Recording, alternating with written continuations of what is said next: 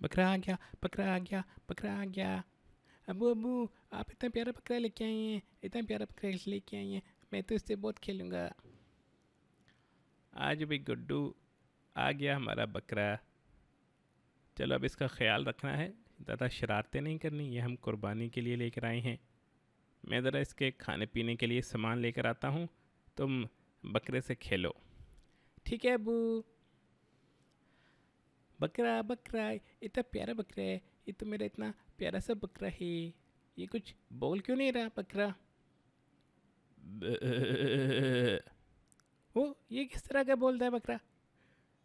میں اس سے باتیں کرنے کی کوشش کرتا ہوں، چلو میں اس کو لے کے ادھر پھرتا ہوں بکرے کو۔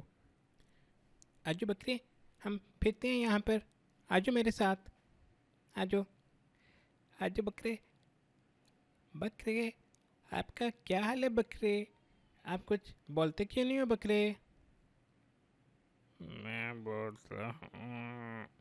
اوئی، اوئی بکرا بول رہا ہے، اوئی یہ تو بولنے والا بکرا ہے، یہ تو بولتا بھی ہے، یہ تو بہت پیارا بکرا ہے۔ چلو میں باتیں کرتا ہوں۔ بکرے، بکرے آپ مجھے بتاؤ گے آپ کہاں سے آئے ہو؟ میں ایک بہت دور گاؤں سے آیا ہوں۔ اچھا، کہاں سے؟ آپ ادھر کس طرح آئے؟ آپ کیا کرتے تھے پہلے؟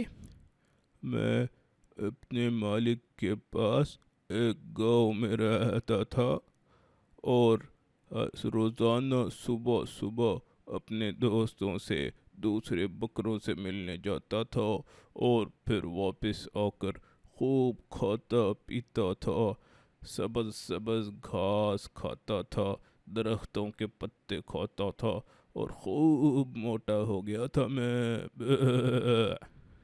اچھا بکری میاں، بکرا بکرا آپ پھر ادھر کیسے آئے؟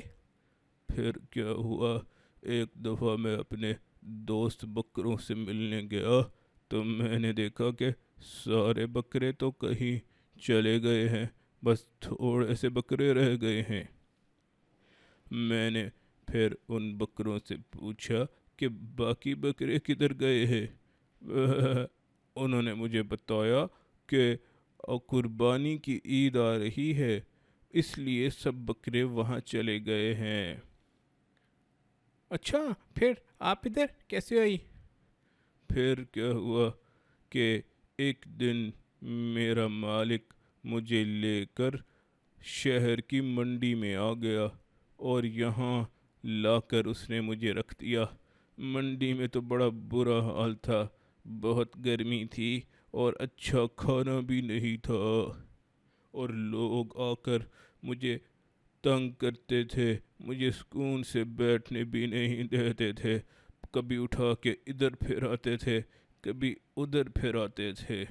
پھر ایک دن کیا ہوا، تمہارے ابو آئے، وہ تو مجھے دیکھ کر ہی بہت اچھے لگے، انہوں نے مجھے بہت پیار کیا، وہ بہت دیندار اور نیک لگ رہے تھے۔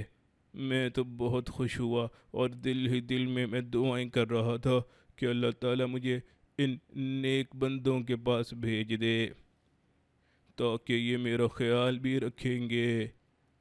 پھر کیا ہوا کہ تمہارے ابو نے مجھے خرید لیا میرے مالک سے، اور بہت پیار سے وہ مجھے گھر لے آئے، اور اب تو تم بھی مجھے بہت پیارے بچے لگ رہے ہو، تم تو بہت خیال رکھ رہے ہو میرا۔ اچھا بکری، میں تو تمہارا دوست بن گیا ہوں، تم تو میرے بہت اچھے دوست ہو، میں تو روزانہ تمہارے سے کھیلا کروں گا، تم تو بہت اچھے ہو، میں تمہیں پینے کے لیے بھی اچھے اچھے پانی بھی دوں گا، اور اچھا سا کھانا بھی تمہارے لیے لے کے آؤں گا۔ ہاں، بہت شکریہ، جزاک اللہ۔ بس میں بھی یہی چاہتا تھا کہ کسی نیک بندے کے گھر میں چلا جاؤں۔ اچھا بکرے بکرے تمہیں پتہ ہے نا، ابھی تو عید آ رہی ہے، عید کے اوپر تو بکروں کو ذبح کر دیتے ہیں، قربان کر دیتے ہیں، تو تمہیں ڈر نہیں لگ رہا ہے؟ ہاں، مجھے پتہ ہے کہ عید پہ بکروں کو اور جانوروں کو قربان کرتے ہیں، لیکن مجھے تو کوئی پریشانی نہیں ہے، کیونکہ یہ ہمارے لیے بہت خوشی کی بات ہے۔ اور بہت فضیلت کی بات ہے کہ ہم اللہ تعالیٰ کے راستے میں قربان ہو جائیں، خاص کر اس عید کے لیے، اس عید کے دن۔ ویسے بھی تو ہمیں پیدا ہی اسی لیے کیا گیا ہے، لوگ ہمیں کاٹتے ہیں، ہمارا گوشت کھاتے ہیں، ہم سے فائدہ اٹھاتے ہیں۔ یہ تو میری بہت خوش قسمتی ہے کہ عام کسائی کی دکان پر جانے کی بجائے میں تم لوگوں کے گھر آ گیا، اور اب انشاءاللہ عید کے دن میں قربان ہوں گا۔ اچھا بکرے، یہ تو چلو تم نے تو مجھے بڑی اچھی بات بتائی، میں تو پریشان ہو رہا تھا کہ تم اتنا کس طرح کرو گی تم قربانی۔ یہ چلو تم تو خوش ہو پھر تو کوئی بات نہیں، لیکن مجھے تو تم بہت اچھے لگتے ہو، میں تو تمہارا دوست ہوں، میں نے تو نہیں تمہیں قربانی کرنے دینی تمہاری، میں تو چاہتا ہوں تم میرے پاس ہی رہو، ہم کھیلتے رہیں۔ ہاں بھائی گڈو، تمہاری بات بھی تو ٹھیک ہے، لیکن دیکھو اللہ تعالیٰ نے ہمیں بتایا ہے نا، جو ہماری سب سے پیاری چیز ہو اس کو اللہ تعالیٰ کے راستے میں خرچ کرنا چاہیے، دینا چاہیے، اس سے اللہ تعالیٰ بہت خوش ہوتے ہیں۔ اور پھر قربانی کے جانور تو قیامت کے دن دوبارہ زندہ کر دیا جائے گا، اس کے سینگ بھی، کھال بھی، سب کچھ اسی طرح واپس آ جائے گا، اور پھر وہ تولا بھی جائے گا، اور اس کا بہت ثواب ملے گا قربانی کرنے والے کو، کیونکہ اس نے اپنا اتنا پیارا جانور اللہ کے راستے میں قربان کیا۔ اس لیے تم اب اتنا پریشان نہ ہو، انشاءاللہ اللہ تعالیٰ تمہارے ابو کی تمہاری قربانی قبول فرمائے گا، اور تمہیں بہت زیادہ ثواب عطا فرمائے گا۔ اچھا بکرے، چلو یہ تو بہت اچھی بات ہے، بس اللہ تعالیٰ تمہیں بھی قبول فرما لی اور ہماری قربانی کو بھی، انشاءاللہ پھر ہم قیامت والے دن بھی ادھر جنت کے اندر بھی ہم ٹھیک ہے کھیلیں گے، ادھر آ جانا تم میرے پاس، پھر ہم کھیلیں گے انشاءاللہ۔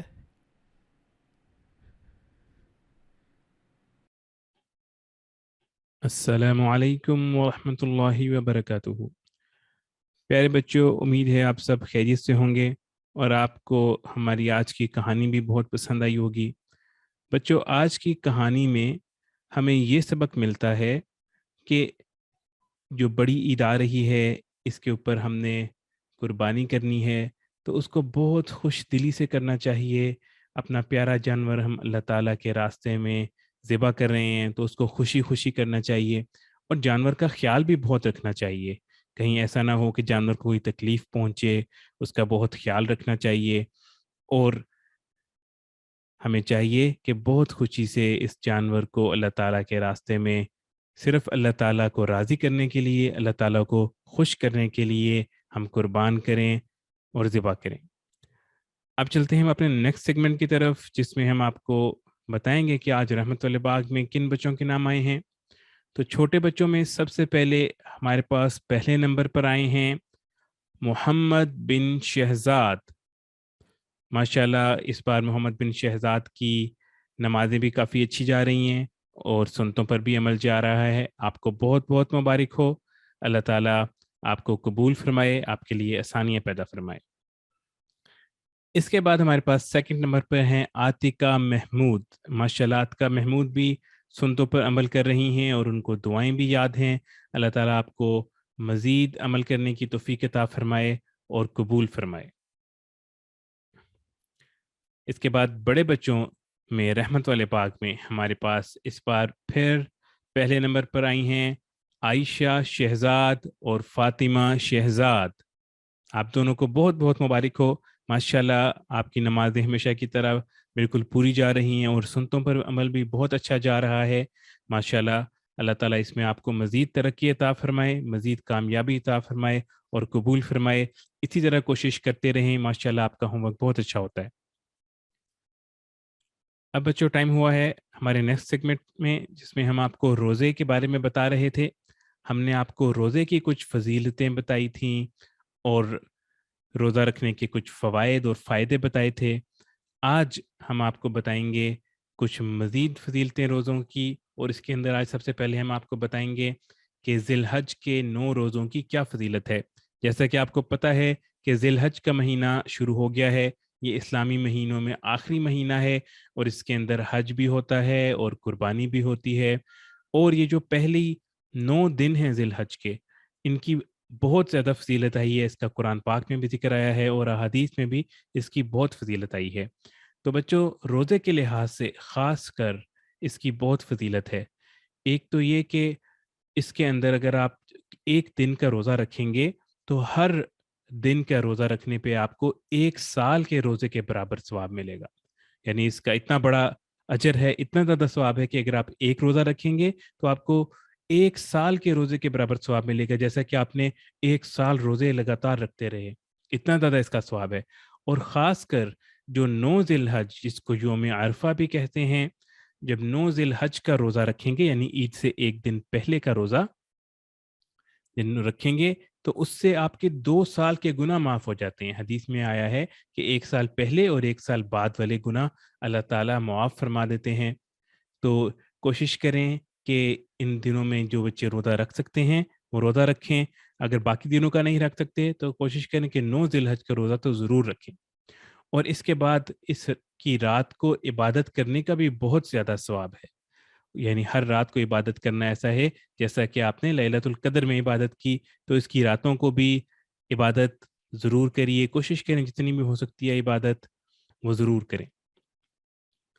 اس کے بعد کچھ اور نفلی روزوں کی فضیلت آپ کو ہم بتائیں گے۔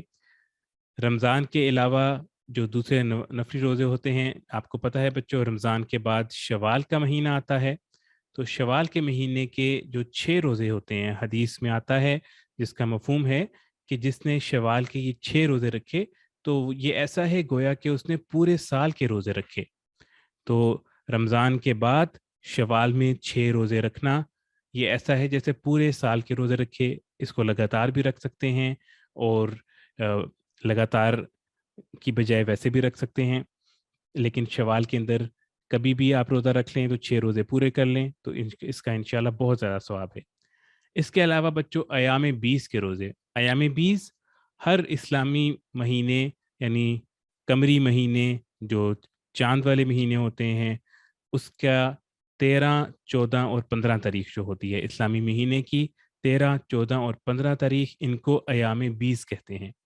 آپ صلی اللہ علیہ وآلہ وسلم اس کا روزہ رکھا کرتے تھے اور یہ سنت ہے، اور اس کے بارے میں احادیث سے ہمیں پتہ لگتا ہے کہ جو شخص ایام 20 یعنی 13، 14 اور 15 تاریخ کے روزے رکھے گا تو یہ ایسا ہے جیسے کہ اس نے ہمیشہ ساری زندگی روزے رکھے، یعنی یہ ساری زندگی روزے رکھنے کے برابر ہے، اس کو اتنا ثواب ملے گا جیسے ساری زندگی روزے رکھنے والے شخص کو ثواب ملتا ہے۔ اس کے بعد تیسرے نمبر پر ایک اور سنت ہے آپ صلی اللہ علیہ وآلہ وسلم کی کہ آپ صلی اللہ علیہ وآلہ وسلم پیر اور جمعرات کے دن روزہ رکھا کرتے تھے، اور آپ صلی اللہ علیہ وآلہ وسلم کی حدیث سے ہمیں پتہ لگتا ہے کہ پیر اور جمعرات کے دن انسانوں کے اعمال اللہ تعالیٰ کے ہاں پیش کیے جاتے ہیں، اور آپ صلی اللہ علیہ وآلہ وسلم فرماتے تھے کہ میں پسند کرتا ہوں کہ روزے کی حالت میں میرے اعمال پیش کیے جائیں، تو اس کی بھی بہت زیادہ فضیلت ہے۔ تو ان نفلی روزوں میں سے جس پر آپ عمل کر سکتے ہیں اس پہ عمل ضرور کیجئے، اس کا انشاءاللہ اللہ تعالیٰ آپ کو بہت اجر عطا فرمائیں گے۔ اس کے بعد بچوں، سلام کرنے کے آداب ہم آپ کو بتا رہے تھے۔ آج سلام کرنے کے آداب کے اندر جو نئی چیز ہم آپ کو بتائیں گے وہ ہم بتائیں گے کہ کن لوگوں کو سلام کرنا مکروہ ہے۔ پہلے ہم نے آپ کو بتایا تھا کہ سلام کیسے کرنا چاہیے، اس کے کیا آداب ہیں، کیا الفاظ استعمال کرنے چاہیے، یہ سب چیزیں ہم نے آپ کو بتائی تھیں۔ آج ہم بتائیں گے کہ کن لوگوں کو سلام کرنا مکروہ ہے۔ بچوں، مکروہ کا مطلب یہ ہوتا ہے کہ ناپسندیدہ، یعنی اللہ اور اللہ کے نبی صلی اللہ علیہ وآلہ وسلم کو جو چیز ناپسند ہو، یعنی کراہت والی ہو، اچھی چیز نہ ہو، ناپسند ہو، اس کو مکروہ کہتے ہیں۔ تو کن لوگوں کو سلام کرنا ناپسند ہے اللہ کو اور اللہ کے رسول کو، وہ ہم آپ کو بتائیں گے۔ اس کے اندر سب سے پہلے ہے کہ کافر یعنی نان مسلم کو سلام کرنا مکروہ تحریمی ہے۔ مکروہ تحریمی کا مطلب یہ ہوتا ہے کہ یہ حرام کے قریب قریب ہے، یعنی ایسا کرنے سے گناہ ہوتا ہے، اللہ تعالیٰ ناراض ہوتے ہیں، تو اس لیے کافر کو سلام نہیں کرنا چاہیے۔ کافر کو سلام کرنا مکروہ تحریمی ہے، اور اگر کافر آپ کو پہلے سلام کرے تو اس کے جواب میں آپ علیکا یا وعلیکا اس طرح کہہ سکتے ہیں، یعنی تم پر بھی، بس اتنا ہی، پورا سلام کا جواب نہیں دینا، بس علیکا اتنا کہہ سکتے ہیں آپ۔ اس کے علاوہ دوسرے نمبر پہ بچوں زندیق کو سلام کرنا مکروہ ہے۔ زندیق کون ہوتا ہے؟ جو زندیق ایسا شخص ہوتا ہے کہ جس کے عقیدے، جس کی باتیں تو کفر والی ہوتی ہیں، یعنی کافروں والی ہوتی ہیں، لیکن وہ اپنی چلاکی سے اور لوگوں کو فریب دے کر، دھوکہ دے کر یہ شو کرتا ہے کہ وہ مسلمان ہے اور اس کو اسلامی صورت میں ظاہر کرتا ہے اپنی باتوں کو، یعنی وہ شو یہ کرتا ہے کہ وہ اسلام ہے، مسلمان ہے، اور اپنی جو غلط باتیں ہیں ان کو بھی کہتا ہے کہ سمجھتا ہے اور بتاتا ہے کہ یہ اسلامک باتیں ہیں، اس طریقے سے وہ بات کرتا ہے، تو اس کو زندیق کہتے ہیں، کہ یعنی جو غلط باتیں، کفریہ باتوں کو اسلام کا حصہ بتاتا ہے اور کہتا ہے کہ یہ صحیح اسلام ہے غلط باتوں کو، تو ایسا شخص ہوتا ہے زندیق، تو اس کو بھی سلام کرنا مکروہ ہے۔ جس طرح آج کل کے زمانے میں قادیانی ہیں، یہ بھی زندیق ہیں، تو ان کو بھی سلام کرنا مکروہ ہے۔